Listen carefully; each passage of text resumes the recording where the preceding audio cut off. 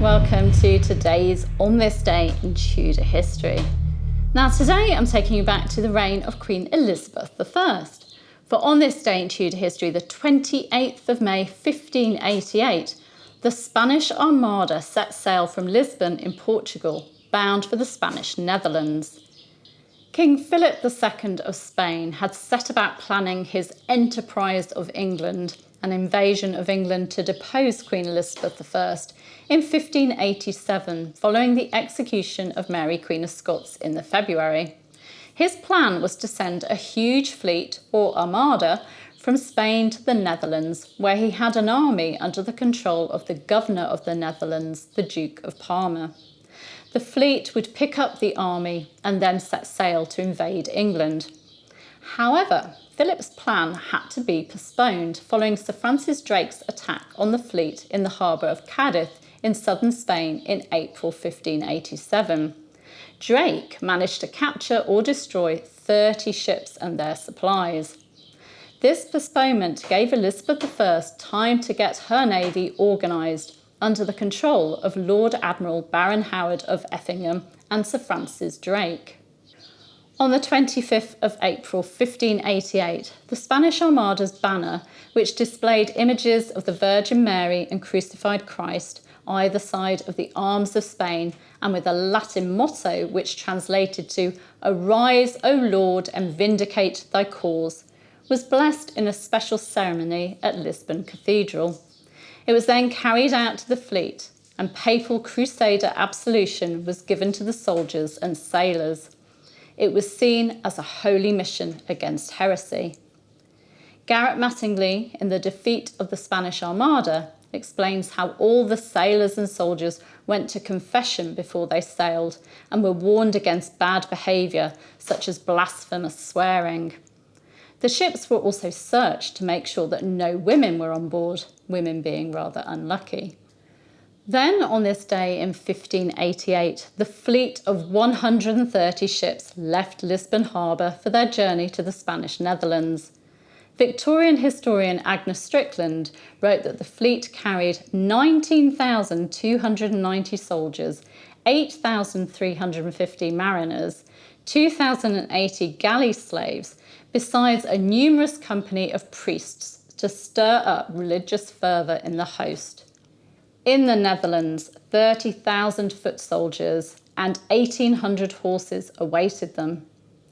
In June, the fleet put in at A Coruña in northwest Spain for provisions and water, but a storm scattered some of the ships and around 6,000 men were lost. There was damage to some of the remaining ships, and many of the men were suffering with dysentery and scurvy.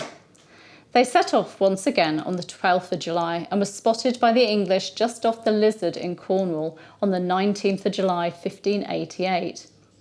The English fleet set sail on the 21st of July 1588, and there was a skirmish which saw the Armada having to abandon 2 of its ships.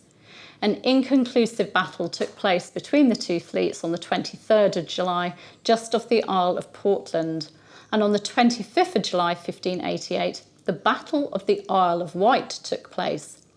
The Spaniards had planned on taking the island to use it as a base to launch invasions, but a 5-hour battle put a stop to their plans, and the Armada was forced to carry on to Calais. On the 28th of July 1588, the English fleet sent 8 hellburners amongst the Spanish Armada, anchored just off Calais. Hellburners were fire ships, ships that were packed with wood and pitch and set alight. The high winds at Calais caused an inferno, which resulted in complete chaos, and the Armada's crescent formation was wrecked as galleons scattered in panic. The next day, the English fleet attacked the remaining Spanish Armada in a battle known as the Battle of Gravelines. England was victorious, and Spain lost at least 5 ships and several others were severely damaged. On the 30th of July, the wind changed, and the remaining Spanish ships were forced northwards and scattered. Then, terrible storms caused further damage to the Armada. This wind that saw the end of Spanish hopes of invasion became known as the Protestant Wind, for it was believed that God had helped Protestant England drive off Catholic Spain. God blew and they were scattered is the translation of the Latin motto inscribed on a special medal which was struck.